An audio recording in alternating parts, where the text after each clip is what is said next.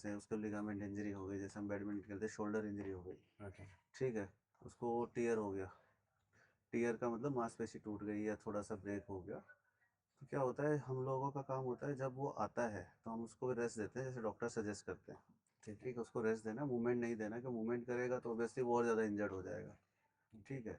Doctors कहते हैं ये मेडिसिन मेरा काम है, आप फिजियोथेरेपिस्ट हैं, आप देख लीजिए, तो हम लोग उनको रिपेयर करते ओके। हैं। रिपेयर का मतलब हो गया कि मुझे उस घाव को, उस टीयर को रिपेयर करना है, कैसे करना है वो मैं अपना प्रोटोकॉल सेट करूँगा, ओके। ठीक है, 10 दिन 15 दिन का करके फिर उसको रिहैब पे डालते हैं।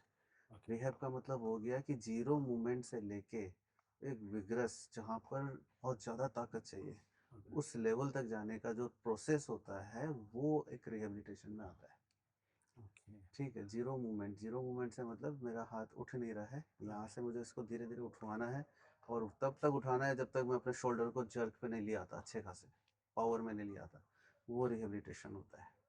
ओके।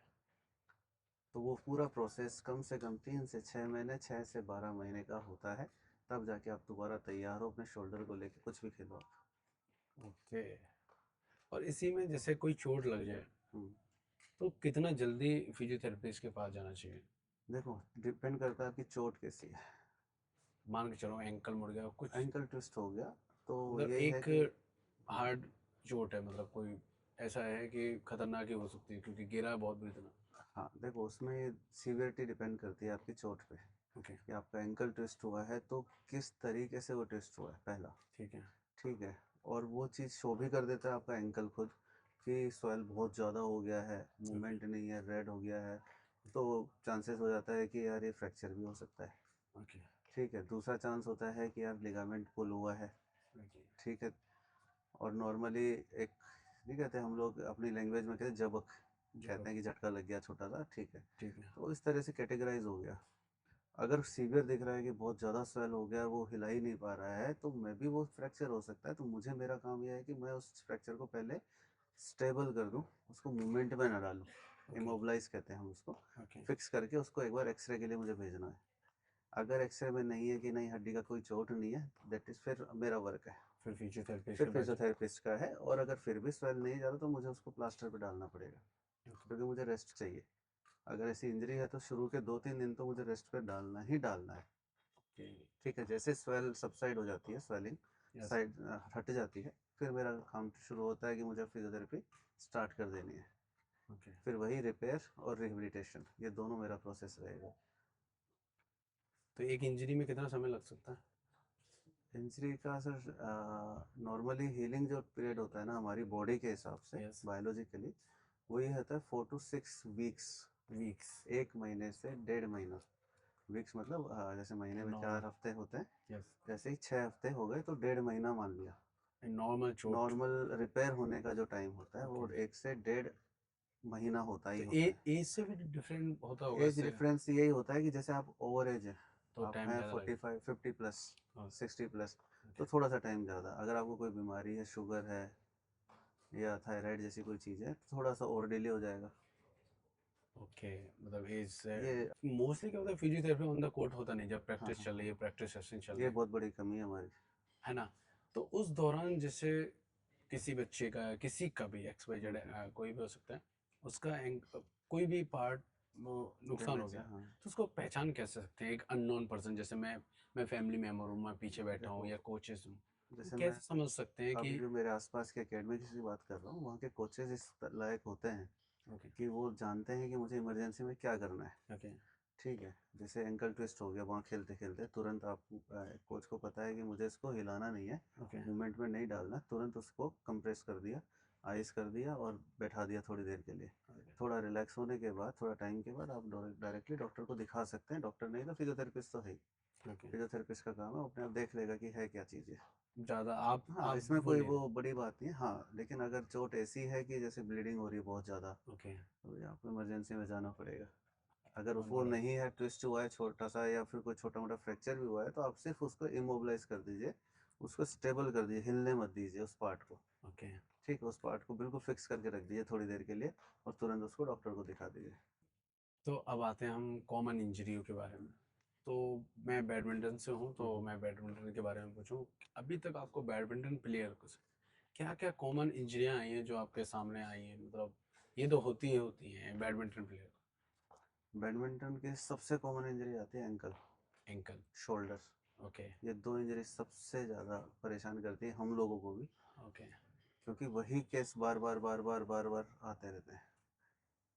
ओके। ठीक है, और मैं एज ए फिजियोथेरेपिस्ट अगर देखता हूँ ना कि number of patient, number of players badminton के सिर्फ एंकल और शोल्डर, यही दो ही चीज़ लेके मेरे पास आता है। ये मतलब अदर भी बता रहे हो? अदर तो है ही, वो अलग है, लेकिन सबसे ज़्यादा 90+ मेरे पास 90% पेशेंट जो क्लाइंट आते हैं वो शोल्डर और एंकल लेके आते हैं। एंकल लेके। हर दूसरे दिन एंकल ट्विस्ट हो गया, हर दूसरे दिन शोल्डर पेन हो गया, वो लोग ज़्यादा आते हैं। बैडमिंटन प्लेयर के तो नॉर्मल है शोल्डर, क्योंकि जी इसमें इसका है, अगर वो ट्रेनिंग कर रहा है तो जी। होना ही होना है हाँ। पेन तो। ये तो इसका क्या ध्यान रखना चाहिए, ये थोड़ा कम इसका परसेंट जाए, हम्म। जिससे इनके कम इंजरियाँ हों। वही चीज़ मैं आपको पहले भी कह रहा था कि आपकी बॉडी तैयार होनी तैयार होनी चाहिए। चाहिए। ओके। तो आपको पता है कि जब मैं बैडमिंटन खेल रहा हूँ तो मेरा शोल्डर, एंकल, नी और बैक, हम्म। अपर बैक, ये सबसे ज़्यादा यूज़ होनी है, और उसका भी वन साइड पार्ट सबसे ज़्यादा यूज़ होना है। ओके। ठीक है, तो मुझे उस चीज़ को इतना मजबूत बना देना है कि मैं कोई भी स्ट्रोक खेल रहा हूँ, हम्म। ठीक है, चाहे वो टॉस खेल रहे हैं आप, या चाहे आप नेट पे जाके खेल रहे हैं, चाहे डाउनवर्ड से उठा उठा रहे हैं उसको, तो वो इतनी मजबूत होनी चाहिए, इतनी फ्लेक्सिबल होनी चाहिए कि आप उसको अच्छे से यूज़ कर सको। ठीक है, तो जो क्राइटेरिया हम लोग देते हैं हमारे कोचेस को जो आते हैं हमारे पास, हम उनको यही कहते हैं कि अगर आप इनका शोल्डर बार बार इंजर्ड हो रहा है, दैट मीन्स इनका अपर बैक और शोल्डर हम्म। बहुत वीक है। ओके। ये सिर्फ रैकेट यूज़ करने के लिए काम में लेते हैं, इसको कभी इन्होंने प्रोग्रेस डाल दी नहीं है कि मुझे और भी मजबूत चाहिए और कंधा मजबूत चाहिए, कैसे करना है। तो वो चीज़ें हम फिर उनको गाइड करते हैं। ओके। तो ये कोई आपका कोई प्रोग्राम है ये कोचेस को हम एक लेके? प्रोटोकॉल बना के दे देते हैं कि अच्छा। आपको शोल्डर को इसी तरह से यूज़ करना है और इस लेवल तक ही यूज़ करना है। ओके। ठीक है, क्योंकि ज़रूरी नहीं है कि क्लाइंट उसको मैक्सिमम लेवल तक ले जाए एक बार में। आपकी बॉडी पे डिपेंड करता है, आपकी बॉडी कितनी कमज़ोर है, कितना मजबूत है। ठीक है, अच्छा। तो वो भी हम लोग बना के एक प्रोटोकॉल और पूरा असेसमेंट करके देते हैं। इस जैसे बहुत सारे बच्चे होते हैं जो अटैक करते हैं, क्योंकि उनका गेम भी अटैक का है या नहीं है, तो भी अटैक तो करना ही होता है बैडमिंटन में। हम्म। तो जब वो हिट करते हैं तो एक पोस्चर भी उनको डिस्टर्ब करता है, उससे भी इंजरी हो जी सकती है, ये अगर सही पोस्चर नहीं है तो। जी, मैं आपको एक एग्जांपल देता हूँ। अपने वो एक मूवी मैंने एक बार बताई भी होगी शायद बात करते समय, ओके। कि अभिषेक बच्चन की एक मूवी हुआ करती थी, ओके। हाँ। अभी बीच में आई थी, जिसमें सिंगल जिसमें हैंड गर्ल का हाथ। गर्ल का हाथ एक वो था। ओके। वो क्रिकेट खेलती थी, वो बैट्समैन हुआ करती थी, पूरे मैच पूरी मूवी में तो वो बैट्समैन थी। ओके। सडनली उसका हाथ लॉस कट कर हो गया। देता है, मतलब कट जाता है। ओके। अब उसके पास ऑप्शन रहता है राइट हैंड, राइट है। सिर्फ एक। ओके। अब वो राइट हैंड का मोमेंटम इतना नहीं बनता कि वो बॉल कर सके ढंग से या खेल सके, कुछ भी नहीं कर सकते उस राइट हैंड से। तो वही चीज़ है कि वो अपने बायोमैकेनिक, जो बायोमैकेनिकोलॉजिस्ट जो होते हैं या हम्म। फिजियोथेरेपिस्ट जो है उसके पास जाती है। ठीक है, तो वो थोड़ा सा एक आइडिया देता है कि अगर आप अपनी बॉडी को इस तरह से ट्विस्ट करके यूज़ करते हो तो आपकी स्पीड बन जाएगी बॉल की, लाइक ऐसा कुछ सजेशन उसने किया और उसने अप्लाई किया। ओके। ठीक है, तो वो मोमेंटम होता है, मूवमेंट के साथ, आपके शोल्डर मूवमेंट के साथ आपकी बॉडी का जो मूवमेंट है वो उसने साथ में जोड़ दिया, ओके। तो ऑटोमेटिक आपकी स्पीड बढ़ गई। ठीक है, अब आता है बैडमिंटन के अंदर। अब आप अटैकिंग गेम खेल रहे हो कंटिन्यू, ओके। और आपको पता है कि मेरा जो पोस्चर है, या हम्म। कोच को ही पता है कि मेरा जो लड़का है जो खेल रहा है वो अपने शोल्डर को एक लिमिटेड यूज़ तक लेके जाता है, और बार बार बार बार शोल्डर का प्रेशर देता है। वो कितना मारेगा, एक सेट खेल लेगा, दूसरे सेट में वो थक जाएगा। ठीक है, कि उसकी लिमिट ख़त्म हो गई। अब आता है कोच उसको थोड़ा गाइड करता है कि अब तो अपनी बॉडी को ट्विस्ट कर हम्म। अपने शोल्डर के साथ, तो आपका पावर ऑटोमेटिक जनरेट होने लग जाएगा कहीं और से। ओके। ठीक है, अब उसने शोल्डर यूज़ किया, शोल्डर के साथ अपनी बॉडी को ट्विस्ट कर दिया राइट, पूरा बेंड करके और खींच के मारा। इतना पावर जनरेट करेगा जो उसके प्रीवियसली जो शोल्डर का पावर था उससे भी ज़्यादा पावर निकाल देगा। Okay. It is called momentum of your body. तो उससे और अच्छा इसमें जाएगा, बहुत पावर भी कम स्पीड लगेगी। पे जाएगा। Okay, that's good. तो कुछ चीज़ें होती हैं जो ध्यान देनी ये चाहिए, है बायोमैकेनिक की नॉर्मल? चीज़ें होती हैं आपकी बॉडी की। ओके, ये आपको पता होना चाहिए आपकी बॉडी कितना काम कर सकती है, उसको यूज़ में ले आइए बस। ओके। आप अपने आप प्लेयर बन जाएंगे। अच्छा, तो सब लोग ध्यान रखें जब भी इसमें मारें, या तो वीडियो बना लें, आई थिंक, जी जी। जिससे आपका जो मूवमेंट है वो क्लियर हो जाए, राइट। है ना? तो उससे आपके जो इंजरी के कम चांसेस रहें। ओके, अब सर अब आते हैं, एक अभी तक कोई एक केस स्टडी आपके ऐसा है जो इंजरी के बाद भी हम्म। काफ़ी अच्छा परफॉर्मेंस रहा हो उसका? हम्म। नहीं देखो, मेरे पास तो बहुत से आते रहते हैं। ओके। मैं आपको जनरली जो आप लोगों की नज़र में भी है, ओके। मैं आज बोलता हूँ बुमराह की बात, ओके। क्रिकेटर की। ठीक है। एकदम सडनली लास्ट ईयर वो बिल्कुल गायब थे। ओके। गायब थे, क्रिकेट नहीं खेल रहे थे, ना टेस्ट ना वनडे ना 2020, कुछ नहीं खेलने आए। क्यों? रिहैब में थे? जी, वो कंप्लीट रिहैब में थे पूरे 9 मंथ। Oh my. ठीक है, उनको बैक इंजरी हुई थी लास्ट वर्ल्ड कप में।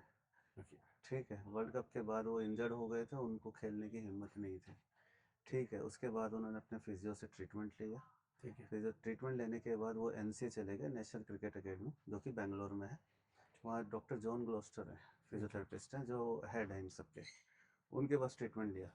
ठीक है। ट्रीटमेंट लेने के बाद वहीं उन्होंने रिहैब किया है, पूरे 6 मंथ्स तक वहीं रहे हैं। पूरा रिहैब करने के बाद वापस वो बैक टू पवेलियन आ गए ओके। खेलने। आज वापस शुरू कर दिया उन्होंने अपना क्रिकेट। तो ये एक छोटा सा एग्जांपल है कि अगर आप रिहैब ले रहे हैं complete, okay, complete. Complete rehab ले रहे हैं, आप तैयार हैं वापस गेम के लिए। ऐसे भी क्लाइंट है आपके कि रिहैब आधा छोड़ के चले जाते हैं कि अब घर कर लें? बहुत से। देखो, उनकी भी गलती नहीं है। कि क्या ठीक, माइंडसेट, क्या माइंड माइंडसेट सेट होता है, है? क्योंकि बुमराह बहुत बड़ा सेलिब्रिटी है आज। ओके। ठीक है, पैसा भी है, टाइम भी है, और सिर्फ उसको वही काम है ओके, काम ही कि वो है। क्रिकेट, काम ही वही है कि मुझे उसको क्रिकेट खेलना है। ओके। आज मेरे पास जो क्लाइंट आता है वो इतना बड़ा कोई सेलिब्रिटी नहीं है, हम्म। फाइनेंशियली इतना बहुत ज़्यादा स्ट्रॉन्ग नहीं है। ओके। तीसरा तीसरा काम उसको और भी है, क्योंकि उसको अपना काम, घर का खर्चा भी चलाना है। ठीक है। तो उसके साथ बहुत सारे इश्यूज हैं, तो ऑब्वियसली वो लंबा नहीं ले सकता। पर हम लोग उनके लिए भी ना एक प्रोटोकॉल सेट कर देते हैं कि ठीक है। एटलीस्ट आधा घंटा आपको ये घर पे अप्लाई करना है, और इसी तरह से रहना है। और यही है कि 10 दिन 15 दिन या 20 दिन एक बार मुझे ज़रूर दिखा के जाना है, ऑब्जर्वेशन में रहना ज़रूरी है आपका। ओके, फिर इस भी आप तरीके उस से हम हिसाब से लोग मैनेज कर कर सकते लेते हैं। हैं। ओके, तो बहुत ज़्यादा डिफिकल्ट है, मतलब एंड ऑफ द सीन ये आ जाता है कि मनी को लेके आ जाता है मनी को लेके हम किसी भी कि गेम की बात कर रहे हैं, चाहे वो बैडमिंटन ले लो, जो सबसे महंगा गेम है मेरे ख्याल से, हाँ, ऑफ कोर्स। है ना, सबसे लगता महंगा है गेम इजी है। गेम है बट इजी गेम बहुत है, महंगा होता जा सबसे रहा महंगा गेम है मुझे जो लगता है। है। नहीं, होता ही जा रहा है। हाँ, क्योंकि मैं अपनी बेटी की बात करूँ, वो उसको हम लोग हाँ, आपकी तो कराते बेटी रहते हैं। भी जी जी। बैडमिंटन में भी। तो बहुत महंगा गेम है बाकी क्रिकेट से। ओके, एक बेटी से आते हैं, आप एक फादर भी हैं अपने, जी। और वो भी स्पोर्ट में आप खिला रहे हैं, बैडमिंटन में। तो आपको क्या लगता है, बैडमिंटन में अभी तक आपने बेटी को खिलाया है, हम्म। उसकी एज समथिंग अंडर 10, एज हाँ, 11? अंडर 10। हाँ। तो क्या आपको इसमें लगता है कि बैडमिंटन में मैंने डाला तो है बट कहीं ना कहीं कुछ चीज़ें आपको मिसिंग लगती है ऐसे? जी, ये बात तो सही कह रहे हैं कि मुझे। ऐसे पेरेंट्स के नाते मैं हाँ, पूछूं, पेरेंट्स अभी के आप नाते ऐसे मैं। नहीं, डॉक्टर नहीं है, आप बिल्कुल नए हैं बैडमिंटन में, हम्म। तो क्या क्या देखो, फील आता? पहली चीज़ है कि आपके पास सोर्सेज नहीं है। ओके। सोर्सेज के बाद आपके पास फैसिलिटी नहीं है। ठीक है। ठीक है, फैसिलिटी के बाद ये हो गया कि आगे फ्यूचर क्या। फ्यूचर क्या है? मेरे लिए सवाल है, ऑब्वियसली मेरी बेटी है तो उसका फ्यूचर क्या होगा। क्या होगा? ठीक है, अभी मेरे पास सोर्स है, चलो ठीक है, मैं अर्निंग हूँ, अच्छा, मैं खिला सकता हूँ मेरी बेटी को। यस। ठीक है, दूसरा ये है कि उसका सिनेरियो कैसा चल रहा, सोर्सेस जिस फैसिलिटी की बात करते हैं। मैं आज स्टेबल हूँ, मैं फिजियो हूँ, तो मेरी बेटी के साथ मैं खड़ा हूँ। ओके। ठीक है, मैं उसके कोच के साथ खड़ा हूँ, उसके साथ कोच भी खड़ा है। ठीक है, साइकोलॉजिस्ट भी खड़ा है, डाइटिशियन भी खड़ा है, क्योंकि वो सब मेरी टीम में है। मुझे ओके। पता है मेरे साथ क्या हैं, तो वो उसका ध्यान रख लेंगे। तो ठीक ये है। मेरी बेटी के लिए तो हो गया। लेकिन अब इसके आगे फ्यूचर क्या। फ्यूचर